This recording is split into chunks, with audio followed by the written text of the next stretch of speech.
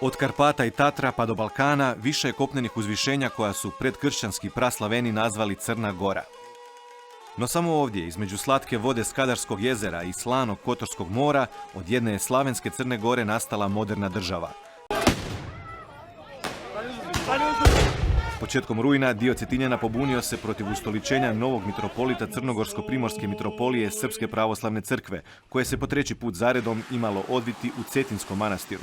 Bilo je dosta ljudi pretučeno i ranjeno od strane policije i pucano je gumenim mecima, bačani su suzavci, bačane su šok bombe kojima je istekao rok upotrebe i praktično su htjeli otrovati grad. Henrik i Đorđe pokazuju nam snimke sugrađana ranjenih gumenim mecima. Emocionalno su iznimno napeti i zabrinuti. Tvrde da je sve počelo tjednima ranije kada su u grad počeli dolaziti ljudi izvana u četničkim i velikosrpskim obilježjima kako bi provocirali. Ne žele zaboraviti da je prethodni mitropolit ljude koji se izjašnjavaju kao Crnogorci nazivao komunističkom kopiladi. Ovdje se mnogi do danas stide zbog sudjelovanja Crne Gore u politikama Slobodana Miloševića i među ostalim u agresiji na Dubrovnik.